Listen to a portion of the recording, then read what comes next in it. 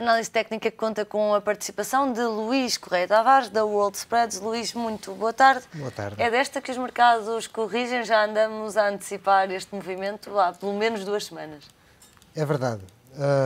Já andamos pelo menos há 2 semanas a antecipar o movimento e porque o mesmo, portanto, anda num percurso lateral. Isso obriga a que nós procuremos de uma forma insistente onde é que está o sinal, afinal isto vai para cima, afinal isto vai para baixo. Portanto, há um índice que eu penso, não me recordo de alguma vez aqui o ter mencionado, que é o Russell 2000, é o índice americano que tem as 2.000 maiores PMEs, digamos assim.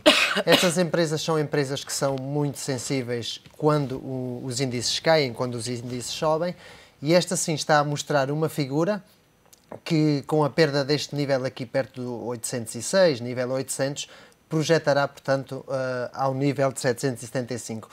Com as divergências que, portanto, conferem este possível cenário.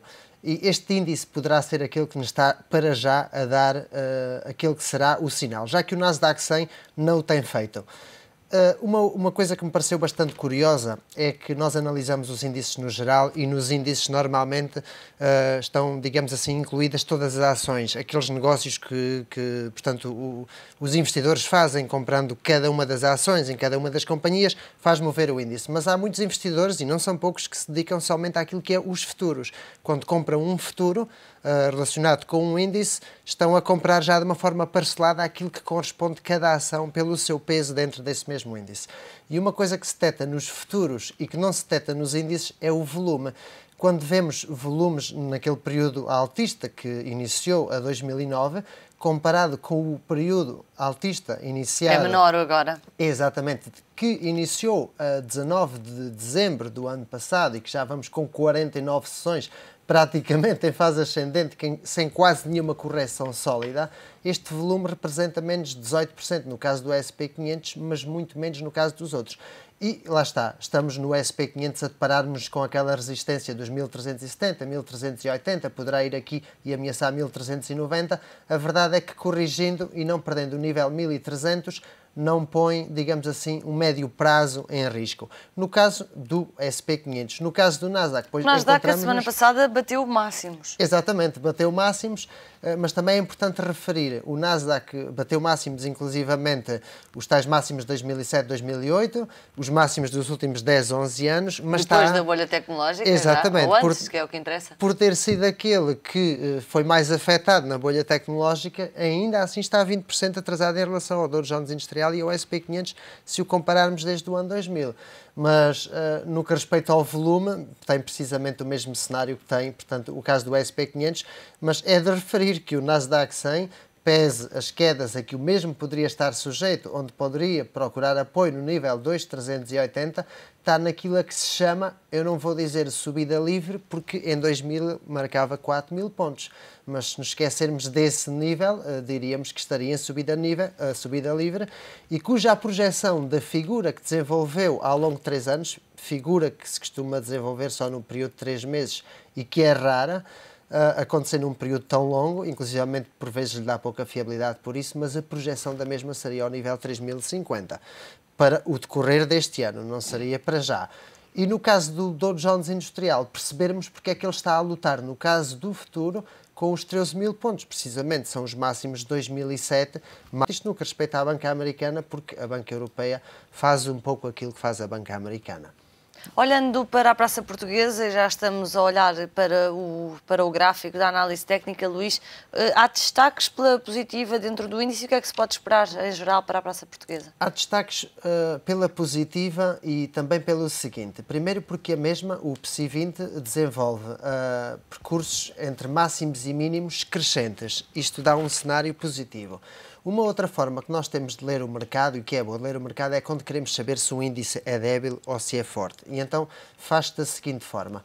Se a Bolsa no geral, a nível europeu, está a cair, vamos aqui supor, um 0,50% e o nosso índice está a cair um 0,50%, está dentro da média. Se está a cair 1 ou 2%, está débil, mais débil do que a média. Faz ali a correlação entre... Como é o caso, precisamente, do IBEX 35. E eu meto isto pelo seguinte, porque a Grécia diz que há comparação entre Portugal e Grécia, mas é que a Grécia está a cair 4% e Portugal não. Portanto, não se compara. Os gráficos é aquilo que nos dizem, é que Portugal não se compara à Grécia. E isto tentando ser otimista, e como português que sou também, pois, e também são os gráficos que o dizem. E isto é o que diz o mercado, apesar de todas as vozes que têm comparado os dois países, a verdade é que no mercado está a ser feita essa distinção. Está a ser feita essa distinção. Os investidores, portanto, no índice português, entra todo o tipo de investidores, hoje em dia, com o acesso a meios eletrónicos, entram de toda a parte do mundo, e não é essa a leitura que eles estão a fazer, com base naquilo que está a refletir os gráficos. Resta saber qual é que é a postura racional, se é de quem escreve nos jornais ou de quem está no mercado. Pronto, exato, mas depois é uma tendência e de facto, por isso eu também gostar tanto da análise técnica, porque aqui eu vejo aquilo que pensam aqueles que têm o dinheiro e aqueles que investem no nosso país e lá fora. Destaques do PSI 20, Luís, pela positiva e pela negativa. Pela negativa, neste caso, pela positiva, chama-me a atenção, especialmente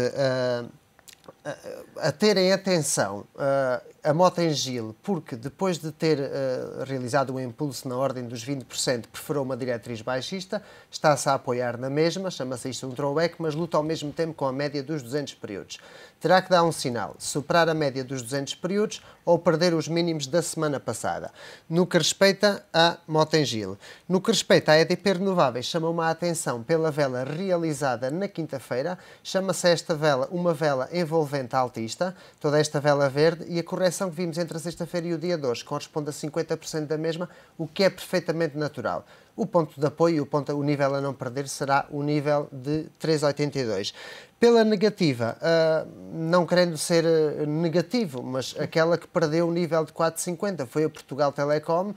Aqui é mais, eu não quero dizer um raspanete, porque a Portugal Telecom pesa muito no nosso índice, mas é um pouco uma chamada de atenção, não deixar que caia para que ajude o nosso índice a subir. É bastante importante porque este nível fez com que a mesma entrasse em queda livre e enquanto não tiver a superação deste nível é de terem atenção. E vai ser um travão para os ganhos da praça portuguesa. Vai ser um travão e acreditarmos que isto possa vir a suceder esta recuperação para depois ajudar o PSI 20 também a subir. Luís, muito obrigada. A análise de Luís Correia Tavares, da World Spreads, a análise técnica no fecho de contas.